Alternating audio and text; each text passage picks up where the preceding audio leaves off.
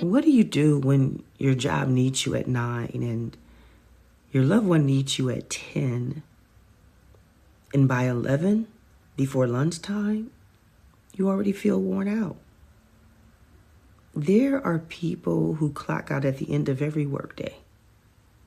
And then there are caregivers who start their second shift. Maybe you leave work and head straight to a doctor's appointment with your loved one.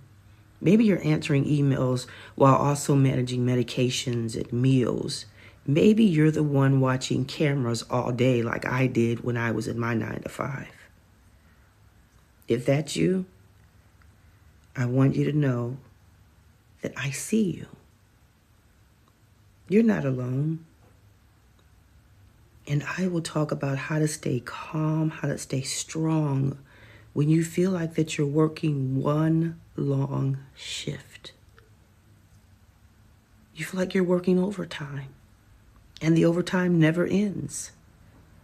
Welcome to the Empowered Caregiver. I am Valerie B. And today we're going to talk about the caregiver's second shift. And this podcast is here to support caregivers who give so much of themselves while caring for other people. In today's episode, we're talking about balancing work and caregiving and how to stay strong when it feels like you're working 2 full-time jobs at the same time. You're trying to do everything without support, and that will slowly wear you down. That will take a toll on your body and on your mind. So we're going to talk about some of the pressures that come with working while caregiving and a few ways that you can protect your peace, you can protect your energy, you can set some boundaries, and you can still remain strong in the middle of all of that. So today's episode is for the caregiver who also works a full-time job. You wake up early. You manage responsibilities at work. You attempt to meet the deadlines you have at work. You answer emails. You show up professionally. And then when you clock out, you clock into another full-time role. And that role is caregiver. There is no off switch. Working caregivers live in a constant state of divided attention. You're at work worrying about your parents at home or your loved one, and you're at home responding to work emails. One pays you and one depends on you emotionally and physically. You're in meetings checking on your phone quietly to make sure that your loved one is okay. You're exhausted even before the week begins, and most people have no idea what you're going through. So let me say something clearly to you. You are doing 2 demanding jobs at one time. And that's nothing small. That's to be respected. Did you know that research shows that when you're a working caregiver that you're at higher risk for burnout, you're at higher risk for emotional exhaustion, chronic stress, sleep disruption, health decline? And that's not because you're weak, it's because you're stretched so thin. And there's something else that happens. You begin to feel like you're underperforming everywhere. You can't be fully at work. You can't be fully at home. You can't be fully present anywhere because something else is always pulling at you. And that feeling can be crushing. But no, it's not a character flaw. It's a capacity strain. And capacity strain requires you to have some strategies in place, not to be ashamed. So let's talk honestly about what makes this so hard and why burnout happens faster for working caregivers. One is because you lack recovery time. You don't know how to transition between roles. You switch instantly. Another reason is the mental load. You have so many roles that your brain never fully just slows down. You're a scheduler.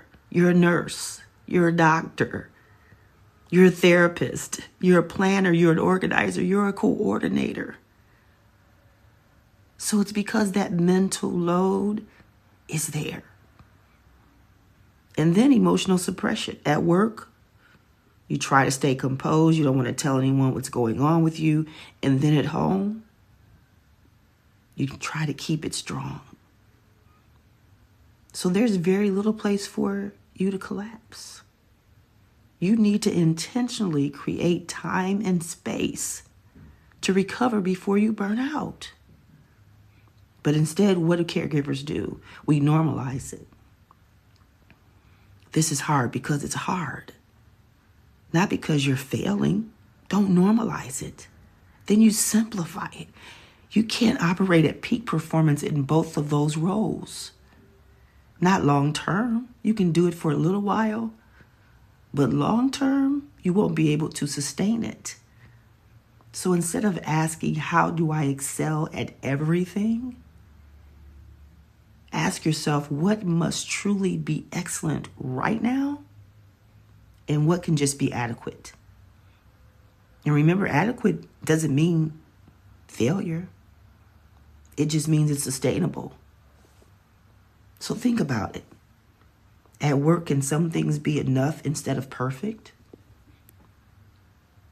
And at home, can some responsibilities be delegated or delayed? Can you lower the internal standard just enough to protect your health? And here's another truth.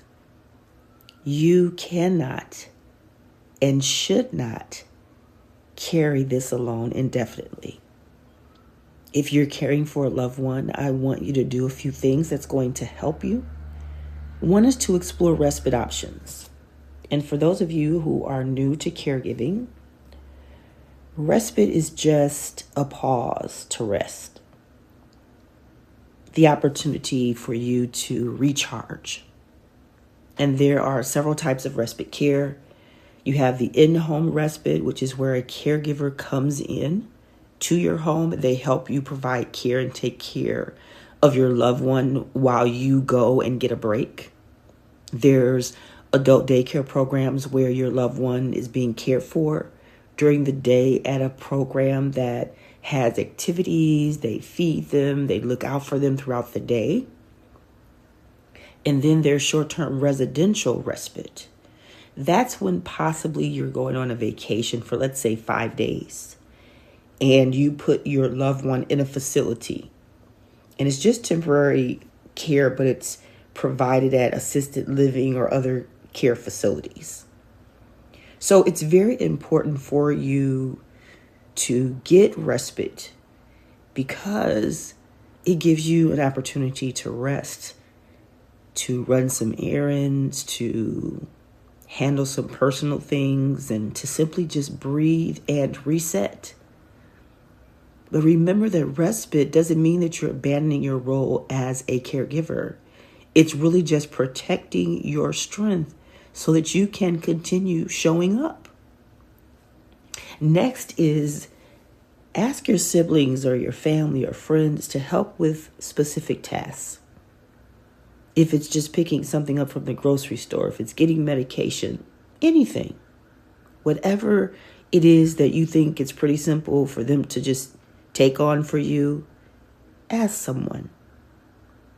Then consider community resources because there are a number of resources that are available for aging loved ones. And then I also want you to speak to your human resources department about flexibility and if that's possible. When I was caring for my dad, I was able to take advantage of a program called the Family and Medical Leave, or it's referred to as FMLA. So I was able to do that, but just remember that it is pretty limited because it only allows you up to 12 weeks of care. But it could work for you if you're just looking for some time to spend with your loved one and continue working. This could be your opportunity to get some rest. So talk to your human resources department about FMLA, and they will let you know if you're eligible for it or when you'll be eligible for it and all of those things. Also, if you're parenting, I want you to involve your older children in your responsibilities. Don't be afraid to communicate honestly about the season that you're in. I remember that one of my daughters visited me and she brought her children with her. And when they came, I sat them down and I explained to them that my father was living with dementia and Alzheimer's and that he may act differently sometimes. His behavior may not always be normal. That some nights he would get up at 1 or 2 o'clock in the morning and walk around and just pace throughout the house. Sometimes he would even go to the front door, open it and just call my mother's name and come back in, but he would never really go all the way outside. So I let them know what to do so in case they saw something, they were not alarmed. And if they were up, they could just pretty much watch him and see what he was doing to make sure that he didn't harm himself. And all of this is not weakness. It's strategic sustainability. So let's talk about emotional thriving. Because remember, we're doing more than surviving. We want you to thrive. And in order to thrive, you're going to need some micro recovery moments. Some small recovery moments. It's not going to take a week-long vacation. Just micro moments. And what those micro moments could mean is you're just sitting in your car for 5 minutes before you go inside. It could be taking a short walk at lunchtime or turning off your phone for 5 minutes or 10 minutes. Or even turning the phone completely off when you're having dinner. It's saying no to one unnecessary commitment. And the key word here is unnecessary. Say no. It's taking time before you go to bed to just unwind. If it's for 5 minutes, 10 minutes, or 15 minutes, whatever it is for you. But remember that tiny resets and recovery moments help to prevent total collapse. And I can hear someone saying, well, she has no idea about my loved one and what I have to do. I do have an idea. I took care of my mom and my dad. And my dad was living with dementia and Alzheimer's. So that was a whole different level of just regular caregiving. So I do understand. And if you are a woman or a man of faith, I want you to hear this gently. God understands seasons. This is a season of responsibility. But even in the busy seasons, he offers you daily strength. And not just strength for years to come, but strength for right now, for today. And you don't have to be superhuman or be a super caregiver. You are allowed to ask for help. Even Jesus needed help carrying the cross. And then one other thing I want to touch on is that working caregivers often lose their identity. They become that reliable employee, that dependable son or daughter, the strong mother, the problem solver. And in those roles, we're accustomed to reacting. However, in order to reclaim your identity back, it's going to be important that you move from just reacting to having some structure. Because chaos increases stress. But structure reduces stress. So try to create a caregiving planning block. Go to a planner, get a calendar, and take a block of time and once per week and say, okay, these are the things that I know that I need to do as a caregiver. Create yourself a shared calendar that you can share with your family or friends, and maybe, just maybe, someone will see that your loved one has an appointment next month and they'll jump in and say, okay, I'll help out with this appointment. I'll take them there. But you have to share it. You have to ask. I remember that I wasn't very confident that my family would help me, so I created a Facebook group. And on that group, they got updates on a regular basis. And I know that that probably was counterproductive because I felt that, okay, if I continue to share, they may not help me. And most of them didn't. So now that I look back, I probably should have done a shared calendar and gave people the opportunity to go to an appointment or take my dad to an appointment. But then also try to designate no email time, where you just don't check emails. You may not even want to check text messages, but it's up to you. But you do matter outside of what you produce. You matter outside of what you're able to fix. You matter outside of what you can organize. But I want you to think about this. Who are you outside of caregiving? What do you like? What do you enjoy doing? What brings you joy outside of caregiving? And the one last thing that I want you to do is I want you to choose a boundary. Choose a boundary this week. Just one. Let me give you some examples. It could be deciding to leave work on time one day. Make up your mind. I'm just going to leave on time today. I'm not working any overtime. I'm going to just leave on time. You may decide not to answer any emails after, let's say, 9 o'clock at night. You should schedule your own doctor's appointment so you can see how your health is. And ask for help with even just one caregiving task. If someone brings a meal, if someone comes to help you clean a room, anything, it may seem small to you, but it is going to help you and give you some time back. Give you some time to breathe, to rest, to recharge. And then block out some time for you. And when you make a change like this and you begin to set boundaries, it signals your nervous system that I'm not disappearing. I'm still here. So remember that you don't have to be perfect in either role, as an employee or as a caregiver. You just need to be sustainable. And sustainability begins with giving yourself permission.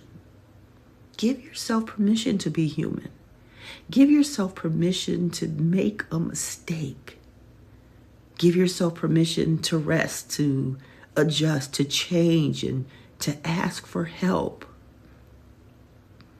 And say quietly, I cannot do everything, and I don't have to. Say it again.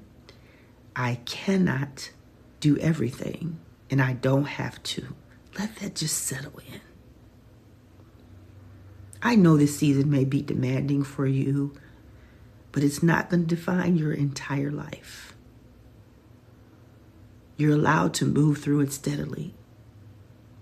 But when you move through it with wisdom, with boundaries, with showing yourself some grace. You're not navigating, or you are navigating dual responsibilities. You're not navigating just one thing, but you're navigating a few. And this stretches you. And it feels like sometimes to your capacity.